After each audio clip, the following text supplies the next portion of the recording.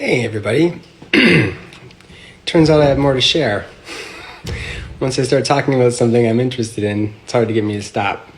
So, have you ever asked yourself, who am I?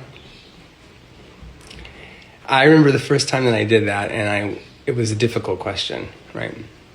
Because it's convoluted with all kinds of narratives that have been given to us and since the beginning of our lives about who we should be, who we need to be, who other people need us to be, so on and so forth.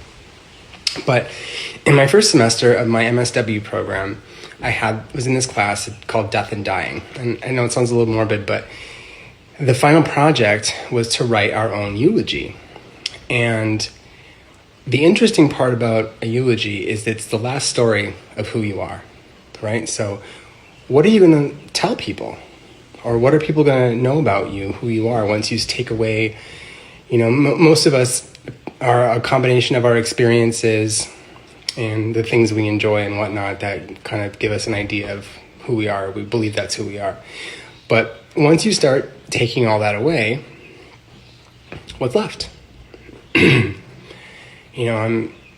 a hairdresser, but I'm not a hairdresser, right? That's just what I do. I do coaching and self-discovery work, but that's not who I am. It's something that I do. I'm a musician, but that's not who I am. It's something that I do, right? And I started thinking about this stuff more and more, and I'm like, well, who am I underneath all of that?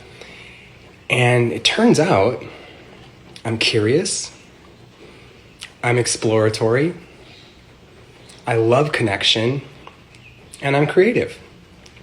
And those four threads run through everything else that I do. But it wasn't until I had that project that I really sat down and stripped away all the other stuff. Because man, we get a lot of junk piled on top of us through our lives about the way society needs us to be and the way other people need us to be and how we're supposed to have relationships. And it's like, how do we really know who we are? I just love this work. Okay, bye.